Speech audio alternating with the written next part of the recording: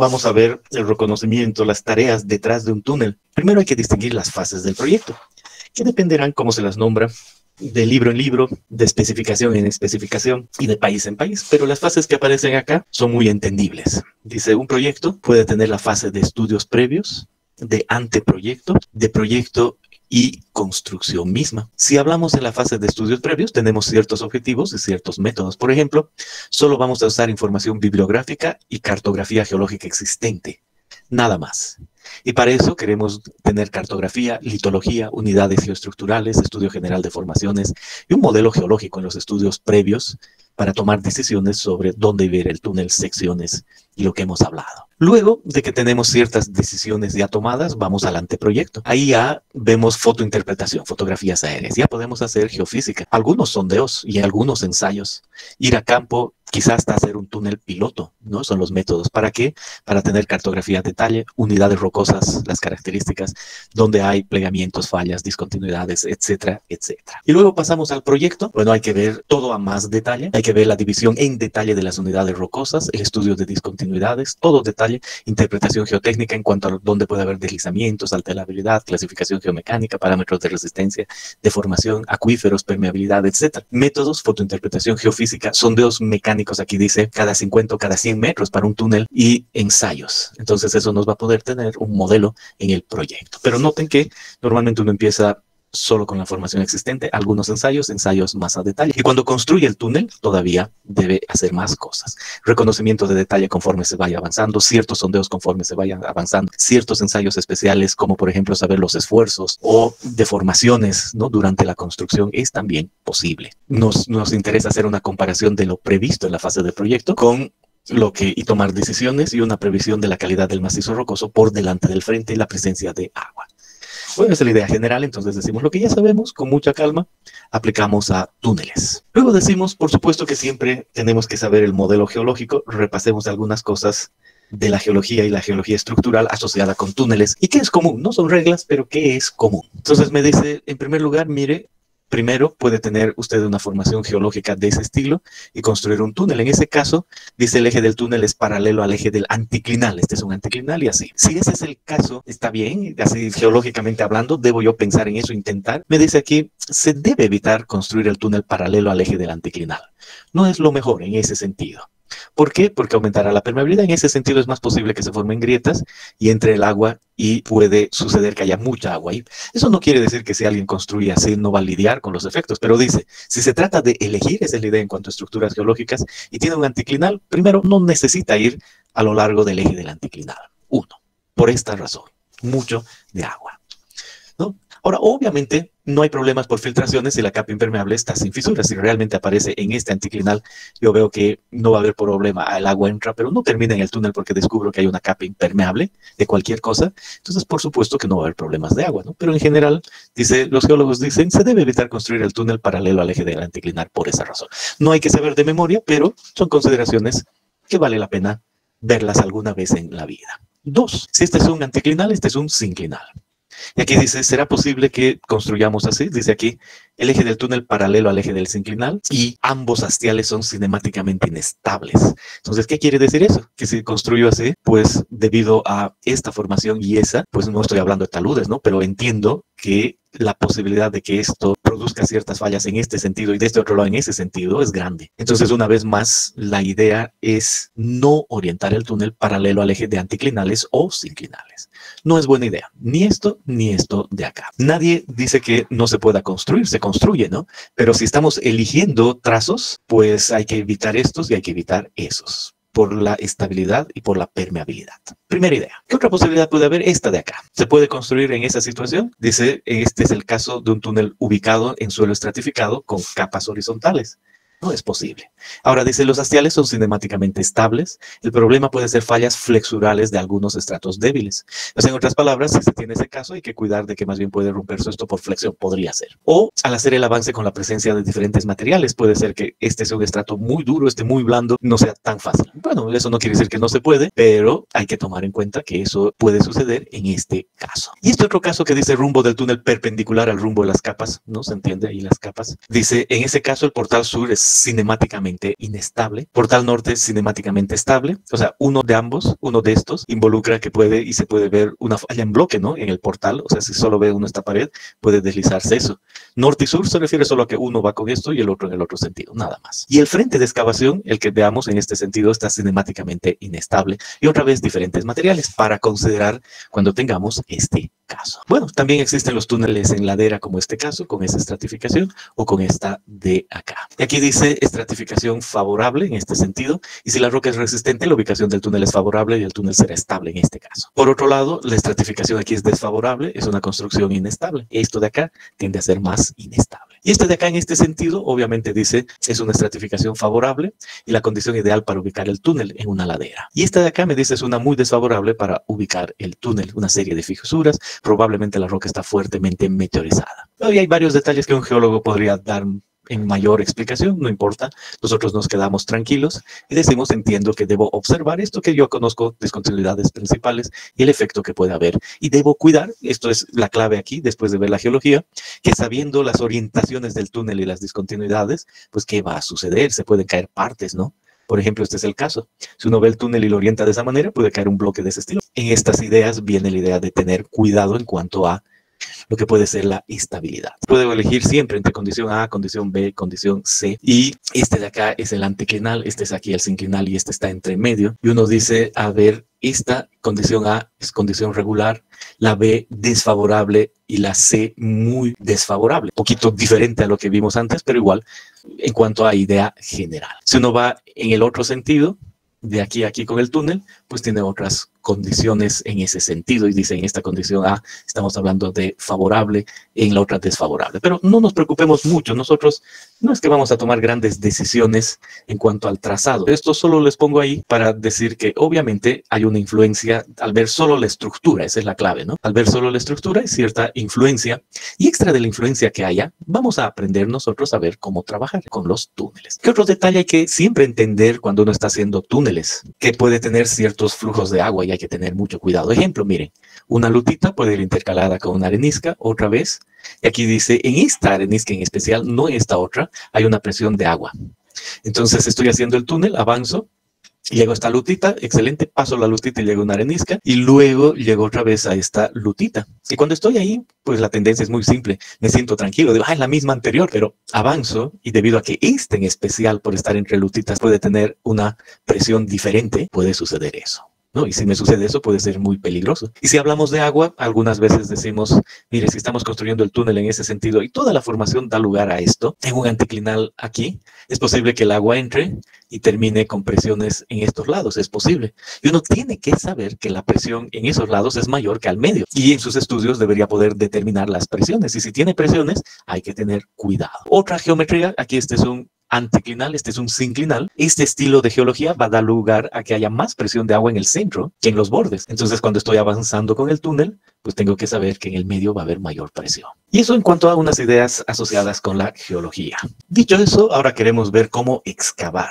Y la primera idea es que estamos hablando de un túnel de carretera y que se hace excavaciones. Entonces aquí vamos a ver algunos detalles de esos métodos de excavación. Eso es lo que queremos ver el día de hoy, cómo llegar a esos perfiles. Y me dice, mire, en esta figura estamos viendo las fases de excavación de un túnel y este túnel ya tiene entre 8 y 12 metros, que es lo típico de carreteras. Este también, pero este es un terreno de buena calidad y este es un terreno de mala calidad. ¿Qué es buena y mala calidad? En general podríamos decir macizos rocosos.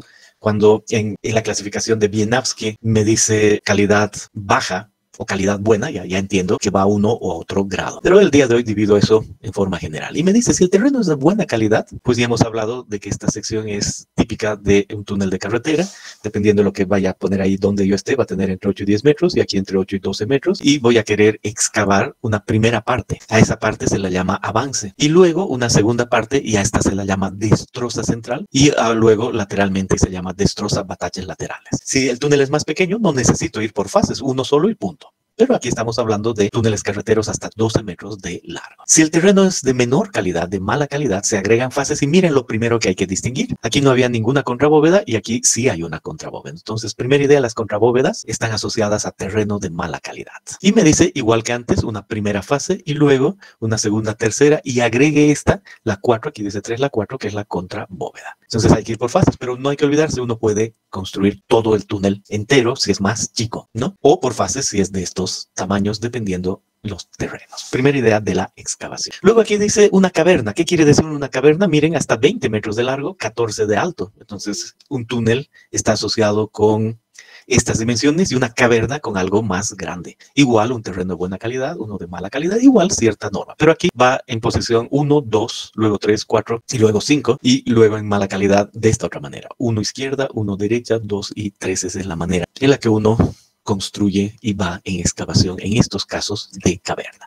¿Cómo uno elige eso? Hay tablas. Esas tablas van a depender del RMR, de la clase de roca asociada con el RMR, y ahí viene la idea de partición de sección y el método sugerido. Para poder leer eso le damos la vuelta, eso es todo. Y decimos en este extremo está el RMR 100 y al otro extremo el RMR 0. Entonces al darle la vuelta decimos 100 aquí, 0 aquí, y si el RMR 100 se recomienda sección completa, y estas tablas son especialmente para estos túneles de carretera entre 10 y 12 metros de ancho, entonces dice incluso si la roca es así de buena, puede hacerse una sección completa. Si no por partes, a eso se refiere con calote y destroza, galería de avance, galerías múltiples, contrabóveda, se refiere a esto, y bueno, ya poco a poco uno entiende asociado con esta tabla qué es qué, pero ¿a qué voy? Que esto se asocia con el RMR. Ya claro, hay que ver más detalles de qué dice este artículo y esta tabla, pero está muy asociado con estas partes, ¿no? Esa es básicamente la idea. Y después dice, mire, además se puede escoger el método de excavación TBM, una tuneleador, un topo, voladuras en un rango de calidad buena relativa. No sabemos qué es una rozadora. Cuando baja la calidad de escudos, fresado, escarificación, pala, está bien, no sabemos, pero me dice el método de excavación además viene dado por el RMR del macizo. Por eso es tan importante saber el RMR de un macizo que va a condicionar la sección, el número, las partes de la sección y el método mismo. Entonces digo, de estos métodos, aquí dice voladuras, aquí dice TBM más otros, entonces voy a empezar hablando de perforación y voladura. Eso quiere decir que uno puede tener un equipo tan pequeño como este ser el frente, y en el frente uno puede perforar con un equipo de ese estilo, con aire comprimido, y perfora y tiene perforación, ahí mete un explosivo y vuela, es una opción, vamos a ver detalles ahora. Puede utilizar un equipo más grande, un jumbo con un brazo, el jumbo puede tener 2 o 3 brazos, se perfora, se mete ahí el explosivo, se vuela y se avanza. Dice ciclo de perforación y voladura. Dice, primero hay que perforar, hay que decir dónde perforar, y ahí que se muestra un jumbo. Ahí está el jumbo y está haciendo perforación. A la derecha abajo se nota la secuencia que está siguiendo. Como tiene 3, va uno, va otro, una secuencia que se ha decidido. Puede tomar entre 0,2 y 1 hora, lo típicamente para un túnel de carretera. Esa es la primera etapa, la perforación. ¿No? Y ahí se nota que va avanzando, entonces, de acuerdo a lo que se necesite, se va perforando.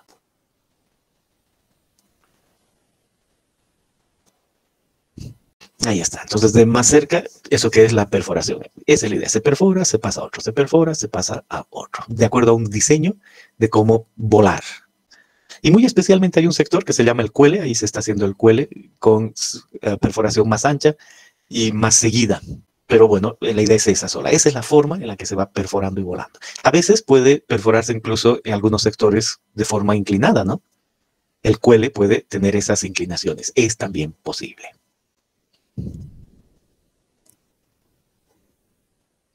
Bien, después de aquello se debe cargar. Hemos visto algunas fotos de ese cargado. Esta es una ilustración perfecta. Se perfora, se ponen las barras explosivas, por ejemplo, ANFO, y se va metiendo y se llenan esos huecos de acuerdo a lo que represente la carga. Y esa carga representa tener ciertos cables, porque algunas se detona primero que otra y luego se detona aquello. Entonces dice explosión y acarreo. Entonces se ha diseñado eso y se tiene una longitud hacia adentro, explota y luego hay que dejar que ventile y ahora se entra y se recoge ese material. Es claramente ahí está la situación, recogiendo el material con el equipo necesario. Hay túneles más angostos que ese, pero esa es una buena idea de lo que sucede en túneles de carretera. Y de ahí que estos aparatos tengan que ser bajos. Y dos, miren aquí por qué son articulados, porque pueden hacer esos giros fácilmente. pero el fondo es uno solo, retirar todo lo que hemos volado.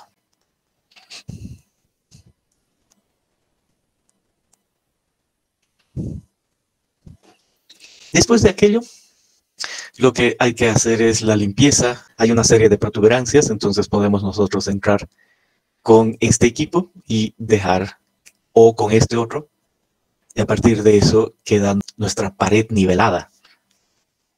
Eso es lo que podemos ver ahí.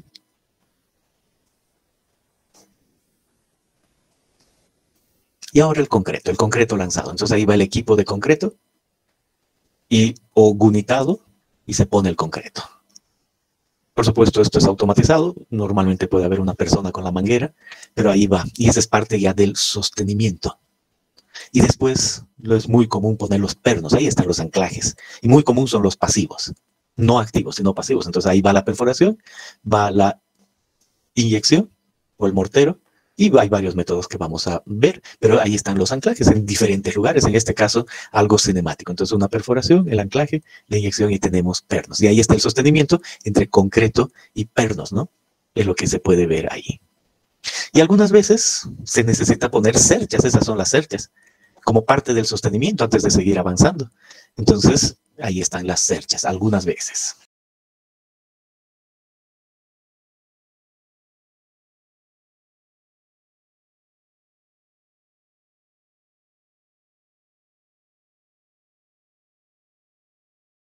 Ahora dice, mire, puede haber diferentes formas de hacer eso mismo. Primera idea, repetir lo que ya hemos visto en sección completa. Eso es sección completa, volar todo, después de hacer la perforación, retirar, es el resumen de lo que ya hemos visto, y luego seguir avanzando con la perforación y voladura. Luego dice, a veces solo se puede ir cuando uno decide tener secciones, ¿se acuerdan? Y ahí está la sección de arriba, que es una perforación, y la sección de abajo, como se puede ver, que acaba de volarse. Entonces se vuela la de arriba, entonces se deja ventilar. ¿Y qué se hace? Se empieza con la voladura más atrás, es muy claro ahí, y delante se está retirando lo necesario. Entonces es lo mismo por fases y etapas. O aquí es lo mismo, pero con más partes. Miren la primera parte y las laterales, y atrás una perforación vertical es posible. Es solo cuestión de que es el mismo proceso en diferentes fases. Eso es lo que nos muestra aquí. Entonces se vuela adelante mientras se va distribuyendo los trabajos, y eso dependiendo del tipo de roca, hemos dicho, ¿no? Cuando dice sección completa en una u otra parte, y después de que se ha volado adelante se va más atrás y se va avanzando en las secciones. ¿Se acuerdan que hemos hablado de este tipo de sección? El centro, luego lo lateral y después lo de abajo. Bueno, a eso se refiere.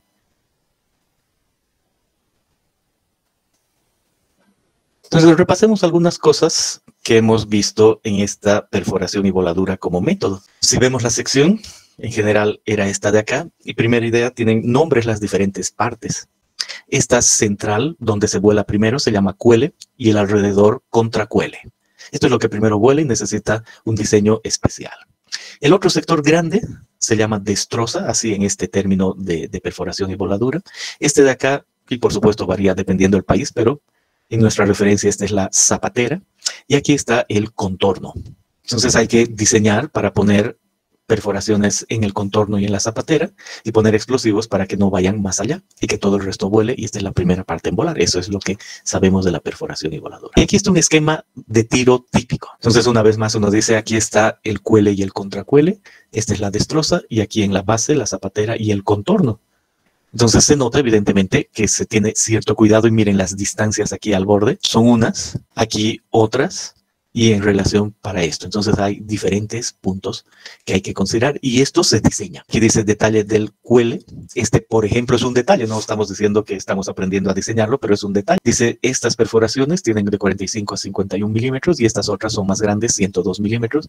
Aquí hay una separación de 60, aquí también de 60, y este es un cuele. Y esos cueles pueden ser en V, si uno hace esto, en abanico, si uno pone uno de estos y otros de estos, o el paralelo, que es este de acá. Hemos visto que si uno simplemente perfora perpendicular al túnel, tiene algo así, donde dice hay un taladro vacío, una primera sección, una segunda sección, una tercera sección. ¿Cómo se describe el esquema del tiro? Nosotros decimos muy bien, hasta aquí hemos llegado en el túnel, y nosotros decidimos que va a ser bueno avanzar 4.2 metros más, algo típico. Y tenemos que hacer varias perforaciones. Tenemos que hacer algunos de recorte, uno en el cuele, otros vacíos, otro destroza y otra zapatera, ¿verdad? Entonces hemos dicho que tenemos que tener aquí en la zapatera, tenemos que tener aquí otros en ese sentido, otros en el cuele, otros en la destroza.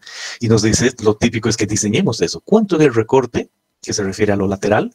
¿Qué carga debe haber y cuántos? Perfecto, total de carga, eso. En el cuele, ¿qué? ¿Qué carga? ¿Cuántos? ¿Qué carga total? Y vacíos, ¿cuántos? ¿Dónde? La destroza, ¿cuántos? ¿Qué carga? La zapatera, abajo, ¿qué carga? Y finalmente decimos, una vez diseñado eso, resulta que vamos a poner un total en esto de 282 kilogramos de explosivo. Y para esta sección es normal conocer el área excavada, cuántos son los taladros cargados, los vacíos, el número de taladros que vamos a hacer, la longitud de perforación, por lo tanto la longitud total perforada, el avance que vamos a conseguir, el volumen excavado, la densidad, la carga máxima y la densidad de carga. Estos 282 entre el volumen es 199, entonces me dice es 1.42 kilogramos por metro cúbico. Se entiende la idea de que representa una perforación y voladura. Y aquí dice consumo específico del explosivo. Entonces hay ciertas tablas que me dan una buena idea de qué necesito. No es para diseñar, es para comprobar. Entonces digo, este túnel tiene un área de 47.5, casi 50 metros cuadrados. Entonces miro aquí, me dice sección de excavación. Entonces pienso en 47 más o menos por ahí. Y me dice, hay que elegir entre roca muy dura, dura, medianamente dura y blanda. Entonces en Wieniawski uno dice un 50, estará pues algo entre medio más o menos, ¿no? No dice que es exactamente el RMR para tener una idea, pero vamos a decir una clase 3 puede estar ahí. Y uno termina aquí y dice, excelente, entonces para este tipo de roca yo espero tener un consumo específico de 1.7875 kilogramos por metro cúbico. Entonces digo, aquí dice 1.42 y yo sé qué tipo de roca tengo, está bien. Entonces digo, verdad, creo que la roca es algo más bajo que eso. Creo que es medianamente dura más que estar ahí.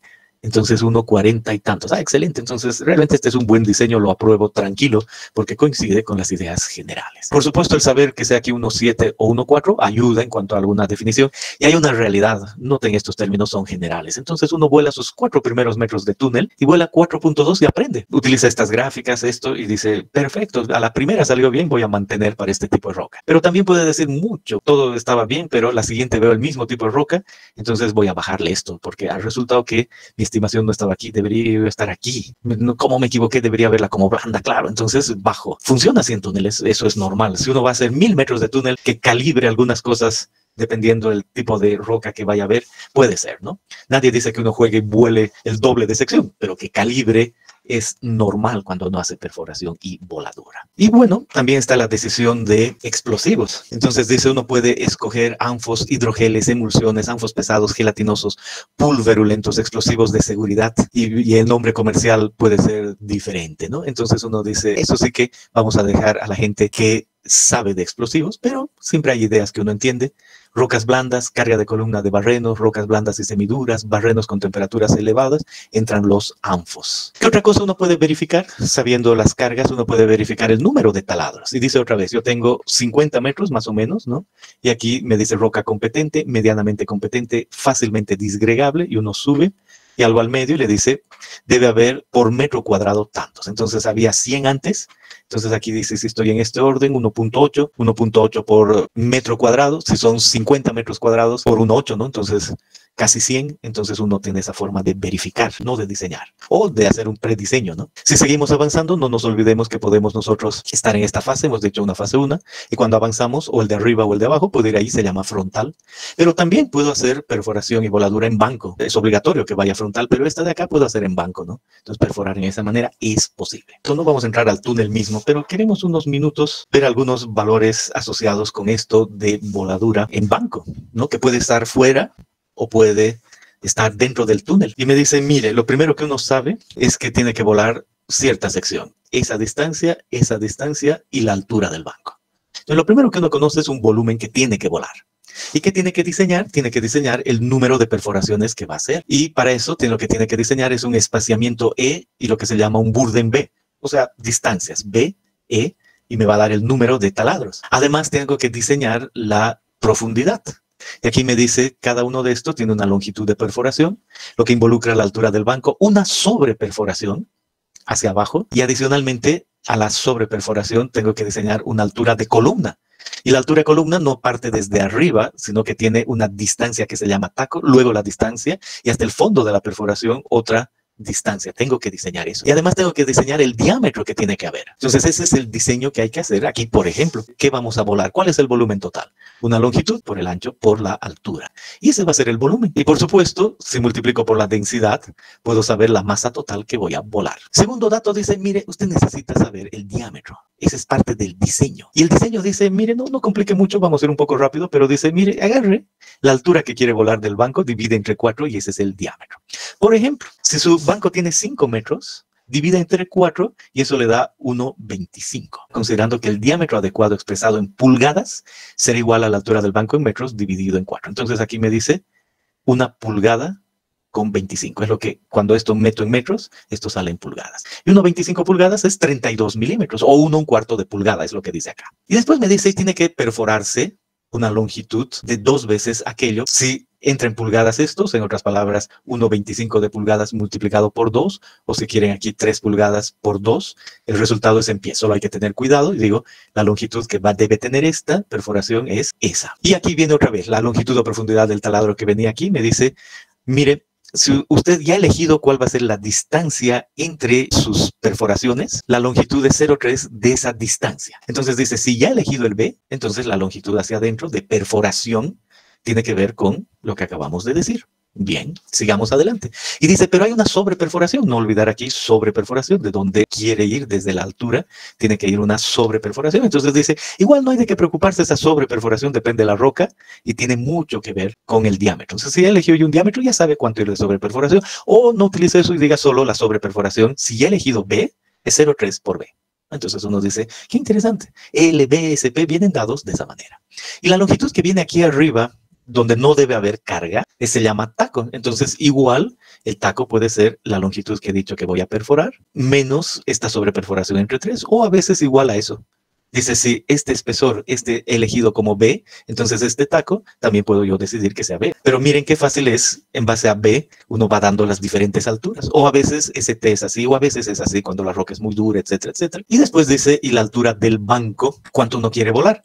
Entonces viene aquí otra vez y dice, ¿cuánto quiero volar? Todo está bien, pero no me olvido que lo que voy a volar tengo que acarrear.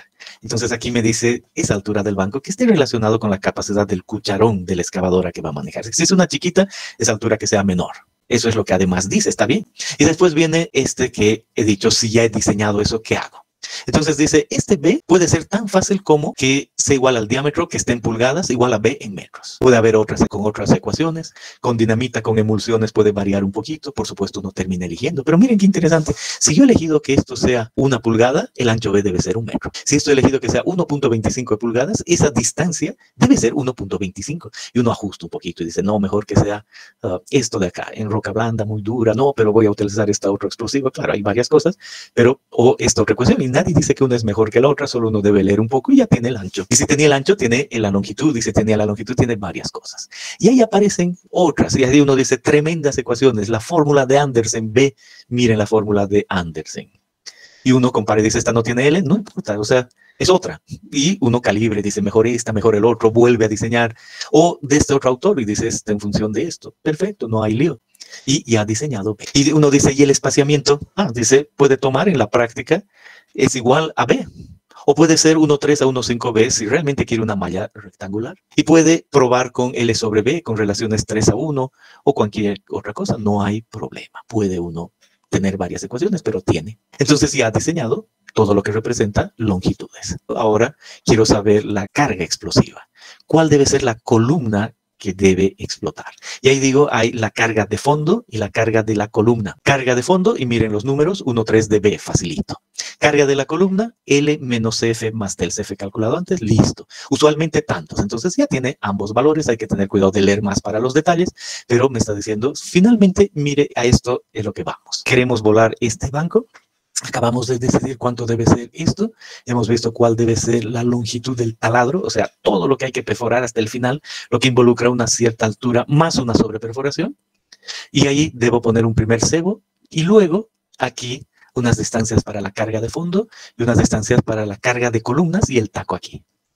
y ha quedado diseñado cómo van mis explosivos ahí y el número de esto. Ese es el diseño y se hace de esa manera. ¿Puedo hacer lo mismo en un túnel? Sí. ¿Puedo hacer lo mismo con relación a A, con relación a B y C? Puedo, por supuesto, siendo A, B y C. Ya no les pongo lo mismo, es un poquito más complejo que el anterior, pero uno dice, igual debe ser un montón de relaciones empíricas, ¿no? Bien, entonces ahí uno dice, excelente. Ya entiendo que está detrás. Y con eso pasamos a la excavación mecánica. Decimos topos. Entonces ese es un buen ejemplo, ese es un topo. Veamos un video asociado con lo que trabaja. Está en inglés, pero vean, explico algún par de detalles.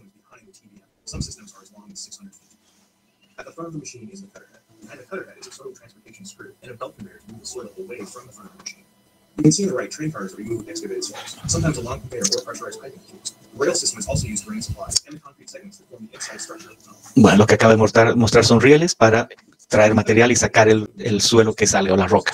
Y ahí está, primero está la parte frontal que corta, se ve claramente cómo funciona una TBM y después de que corta ahí, queda el material detrás.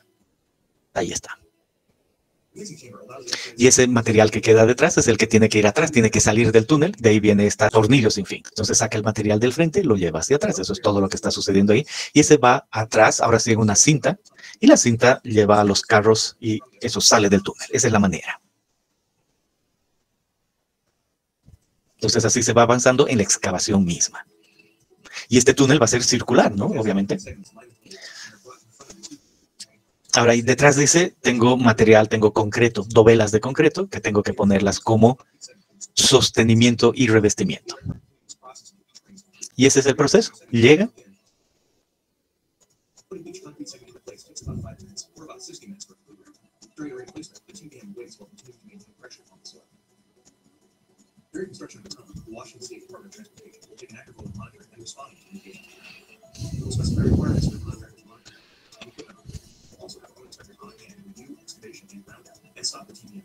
Lo que estamos viendo es cómo va el anillo de concreto alrededor, ¿no? Esa es la clave aquí.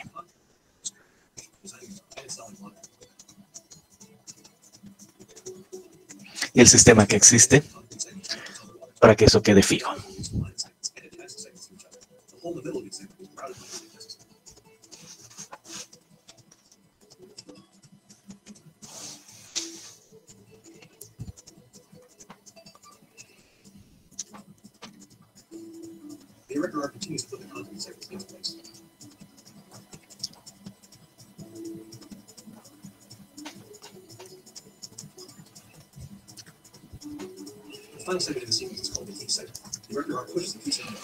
Perfecto. Y ahí está nuestro anillo, ya avanzado un poco. Y luego dice, hay que utilizar estos gatos hidráulicos. Y eso hace que ahora avance hacia adelante la TBM. Y después varios detalles para continuar. Perfecto. Así funciona un TBM. Pues también están las rozadoras. Una buena foto de una rozadora es también excavación mecánica. Esta es un martillo hidráulico. Ahí hay una foto de un martillo hidráulico. Entonces también son excavación mecánica. Extra de la perforación y voladura, TBM, rozadoras, martillos hidráulicos son aquello. Entonces, ¿cómo uno hace? Es muy fácil. Tiene tablas de este estilo. Aquí están los autores.